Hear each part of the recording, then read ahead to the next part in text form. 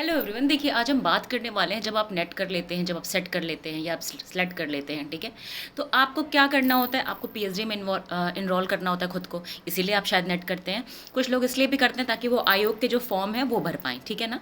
लेकिन बेसिकली लोगों का मकसद क्या होता है कि वो पीएचडी कर पाएँ। तो देखिए, अगर मैं बात आज करने वाली हूँ कि पीएचडी के इंटरव्यू के बारे में, और वो भी कहाँ के, जेएनयू के, ठीक है, कि जेएनयू में पीएचडी का इंटरव्यू कैसे होता है। देखिए, अगर आप वहाँ पे नेट नहीं है तो भी आप एंट्रेंस के थ्रू जा सकते हैं, लेकिन अगर आप नेट हैं या जीआरएफ हैं तो आपको एंट्रेंस नहीं देना पड़ता, आप सीधे इंटरव्यू के लिए आपकी कॉल होती है।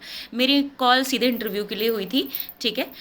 तो उसमें देखिए, मैं आपको ये बताती हूँ कि इंटरव्यू होता कैसे है, वो सवाल क्या पूछते हैं। देखिए, मेरा जो एरिया है ना, वो basically ancient Indian history and archaeology है, ठीक है ना।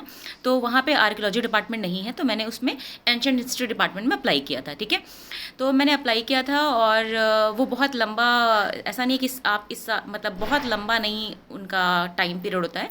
वो आपको 1 मंथ से 1.5 मंथ के अंदर आपको बुला लेते हैं इंटरव्यू के लिए। वहाँ पे इंटरव्यू, देखिए, एक बिल्डिंग में कंडक्ट होते हैं, और उसी बिल्डिंग के एक फ्लोर पे आपको मॉडर्न मिलेगा, दूसरे पे आपको मिडेवल मिलेगा, और तीसरे पे आपको एंशिएंट मिलेगा। मतलब कि तीनों फ्लोर्स अलग अलग है। फिर वहाँ पे जब आप इंटरव्यू के लिए जाएंगे तो आपको अपना एक प्रपोजल बना के ले जाना पड़ेगा। और जाहिर सी बात है, आप कहीं भी इंटरव्यू देंगे तो आपको एक प्रपोजल की तो ज़रूरत पड़ेगी ही ना। बिना प्रपोजल के आप क्या बताएंगे कि आप किस टॉपिक पे काम करना चाहते हैं। तो प्रपोजल में आपको आपका ऑब्जेक्टिव, ठीक है, और आप आप मतलब कि आपके रिसर्च में ऐसा आप क्या मतलब क्या नया दिखाने वाले हैं, ये आपको बताना पड़ेगा। क्या गैप अब तक की रिसर्च में रहा है, वो आप दिखाएंगे बहुत क्लियर कट, ठीक है। और आप उसमें जो लिटरेचर रिव्यू है वो बहुत सही सही ढंग से करेंगे, कि मतलब आपसे पहले जिन लोगों ने काम किया है उन लोगों ने क्या छोड़ा है, ठीक है, और आपकी फाइंडिंग्स क्या होने वाली हैं, ये सब आप बहुत क्लियर कर दिखाएंगे, ठीक है। मतलब आप एक अच्छे और एक साइंटिफिक पैटर्न पे अपना जो है अपनी सिनॉप्सिस बना लेंगे, ठीक है। और जब आप वहाँ पे लेके जाएंगे तो सवाल, क्योंकि वो आपसे पहला सवाल यही पूछेंगे कि ठीक है, आपका ये एरिया है, तो आप किस सब्जेक्ट में, किस टॉपिक पे पीएचडी करना चाहते हैं, मतलब आपका टॉपिक क्या होगा। तो जैसे ही आप बताएंगे, वो आपको वहाँ से आपको सवाल आपके पुटअप करना शुरू करेंगे। देखिए, इंटरव्यू पैनल में कम से कम 5 से 7 लोग होते हैं। मेरे में 7 लोग थे, वहाँ के हेड ऑफ डिपार्टमेंट, और जिनकी हम किताब पढ़ते हैं, रणजीत चक्रवर्ती, वो भी सामने बैठे हुए थे। मैं उनको नहीं पहचानती थी, लेकिन मुझसे पूछा गया ये कौन है, तो मुझे नहीं पता था। उन्होंने मुझे बताया कि ये हैं, और चूँकि मैंने उनकी किताब पढ़ी हुई थी तो मुझे मतलब अच्छा लगा उनसे मिलके। लेकिन वहाँ पे बहुत दिग्गज लोग बैठे होते हैं, तो सवाल भी आपसे वैसे ही पूछेंगे। तो बिल्कुल मेंटली प्रिपेयर होकर जाइएगा। और अगर आप हिंदी मीडियम के लिए, तो आपके लिए बड़ा मुश्किल होने वाला है, क्योंकि वहाँ पे इंटरव्यू जो है वो हिंदी में नहीं होते हैं, वो इंग्लिश में होते हैं, ठीक है ना। क्योंकि जहाँ लगभग राइटर्स जो हैं और लगभग जो वहाँ प्रोफेसर हैं वो बंगाली या साउथ इंडियंस हैं। तो मेरे टाइम पर तो वही थे, अब का मुझे पता नहीं। तो आपका जो इंटरव्यू होगा वो होगा अंग्रेजी भाषा में, ठीक है, यानी कि इंग्लिश में।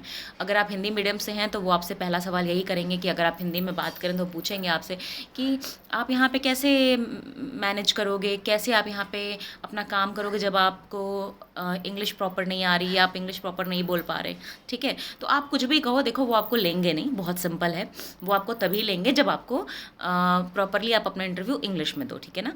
और अगर आप जेएनयू से ही हो तो आपके लिए बड़ा ईजी हो जाता है, वो अपने बच्चों को प्रेफर करते हैं। अगर आप जेएनयू से नहीं हो, ठीक है, तो अगर वो आपका पहली बार में सिलेक्शन नहीं होता तो आप 1-2 बार और ट्राई करिए, आपका सिलेक्शन 1-2 बार में हो जाएगा। मतलब जिसका पहली बार में नहीं होता उसका दूसरी तीसरी बार में हो जाता है, ठीक है। मैं एक बार ही गई थी, उसके बाद दूसरी बार मैं नहीं गई, ठीक है। तो मेरा जो टॉपिक था वो बेसिकली मैं फूड हिस्ट्री पे काम करना चाहती थी। शायद मैं अपना टॉपिक अच्छे से समझा नहीं पाई, या जो भी रीज़न है, मेरा सिलेक्शन नहीं हुआ था।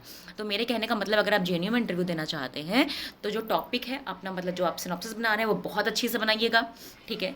बिल्कुल माइंड प्रिपेयर करके जाएगा कि वहाँ हिंदी का एक शब्द नहीं बोलना है, वरना आपका सिलेक्शन नहीं होगा, ठीक है।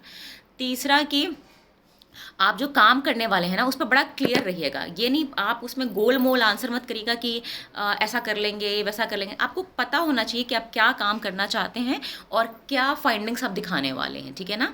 आप कौन कौन से सोर्सेस लेंगे, ये भी पता होना चाहिए। प्लस आपको आपके सब्जेक्ट की जो बड़े बड़े राइटर्स हैं, बेसिकली जो जेएनयू और डीयू के राइटर्स हैं, उनकी किताबों के नाम भी पता होने चाहिए, क्योंकि वो इससे भी सवाल करते हैं। फिर हम अपने नेक्स्ट वीडियो में हम बात करेंगे कि जीवा जी में अगर आप पीएचडी का एंट्रेंस देने वाले हैं तो वहाँ पे सिलेक्शन कैसे होते हैं।